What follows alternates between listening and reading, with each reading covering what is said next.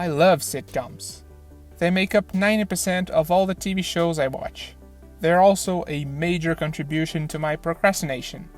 Yeah, I'll make that super important thing that I absolutely must do, but first I'm gonna watch just one more episode of Seinfeld. And that passion made me watch a lot of sitcoms, from various countries, from various decades, some of them bad and some of them good.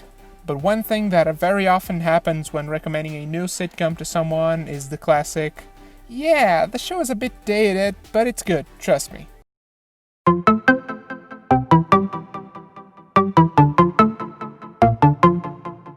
We've all seen this. Let's take Friends for instance. As Friends began to stream on Netflix a few years ago, newer audiences were presented to the show, and many of these people didn't like the show. Even old fans began to notice some very problematic storylines and jokes on the show. The jokes with Monica being fat, or the treatment given to Chandler's father, or Ross, just Ross, like the whole character.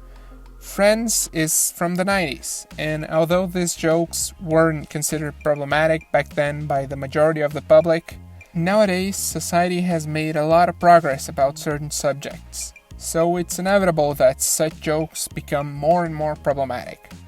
Recently, I was rewatching another show that aged extremely poorly, How I Met Your Mother. I mean, you would think that for a show that finished airing in 2014, we wouldn't have such problematic jokes. But somehow, How I Met Your Mother manages to be even more problematic than Friends. The show had its funny moments, but even as I was watching it for the first time 7 years ago, I was constantly thinking, man, this is wrong. The show revolves around romantic and especially sexual relationships, and you have Barney, probably the most disgusting character towards women ever. But the problem doesn't reside on him alone, as one could even say that, oh, but his character is funny exactly because he crosses every single line. Like Steve Carell in The Office. The offense is not the joke, but rather how uncomfortable people around him are about it, that is the joke. But that's not even the case. Even the women in this show are problematic. And this affected the show negatively throughout the years. The popularity of it drops more and more each year.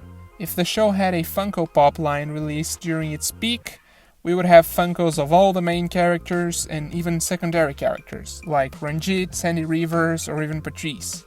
But when the actual Funko Pop line of the show was announced last year, the only characters that received Funkos were Ted and Barney. Another thing that can make a sitcom age poorly is the format. Until the 90s, most TV studios didn't even consider another way of making a sitcom other than the classic multi-camera, live audience, and laugh track format. Sitcoms could innovate in the language, like Seinfeld with its postmodern narrative or Cheers with Sam and Diane's relationship, but the multi-camera structure remained almost untouched. But the 2000s arrived, and with it, a bunch of popular single-camera sitcoms. Malcolm in the Middle, It's Always Sunny in Philadelphia, and Curb Your Enthusiasm are great examples. We also recently entered the era of mockumentaries. I don't think I even have to talk much about it. First came The Office UK, then Arrested Development, then The Office US, Modern Family, Parks and Recreation, and Brooklyn Nine-Nine. That isn't a mockumentary per se, but resembles one a lot. The point is, multi-camera sitcom became something dated, and a lot of people nowadays really don't like this format. The laugh track, the 3-camera structure, all that they just say is boring and unfunny. I don't think that a sitcom is just bad because it has laugh tracks. Actually, most of my favorite sitcoms do have laugh tracks, but a lot of people simply despise this format. Some argue that the laugh tracks breaks the immersion of the show, constantly reminding them that they are watching a TV show, which for me personally doesn't happen. My brain just kind of filters the laughs. Others might say that the rhythm of the dialogues with laugh tracks is weird and anti-natural. I mean, you probably have seen those videos about multi-camera sitcom with the laughs removed, but that's not entirely true, because if you edit them removing the pauses that are now empty, the dialogues just have normal rhythm. Regardless, format and now problematic topics and jokes are common reasons for people to dislike older sitcoms. But what about when the opposite happens?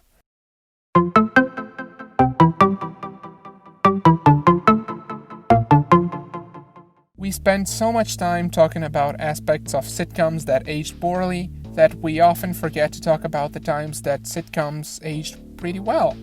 Again, let's begin with Friends. The show had its problems, but it also had its merits. For instance, the way the show talked about lesbian marriage during prime time in the 90s. I mean, for some older people, talking about non-heterosexual marriage is still a big taboo nowadays. Imagine showing it in the most popular sitcom of the time during the 90s.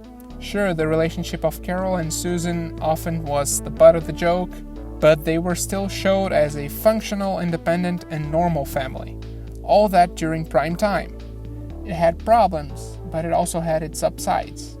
We can also talk about Seinfeld. Apart from the revolutionary structure of the show, that is not what we're going to be looking at this video, the show had some great moments.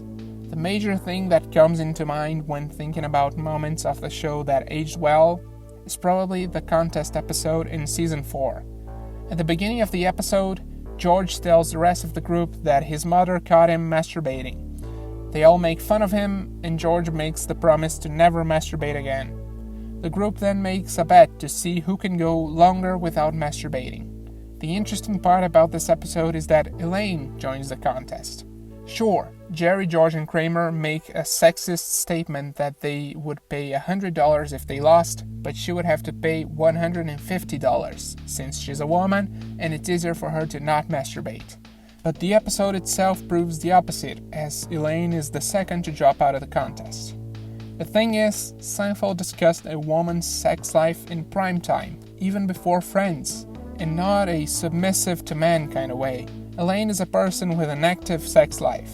She has desires and needs like any human being. And she talks about it openly, even with a group of men.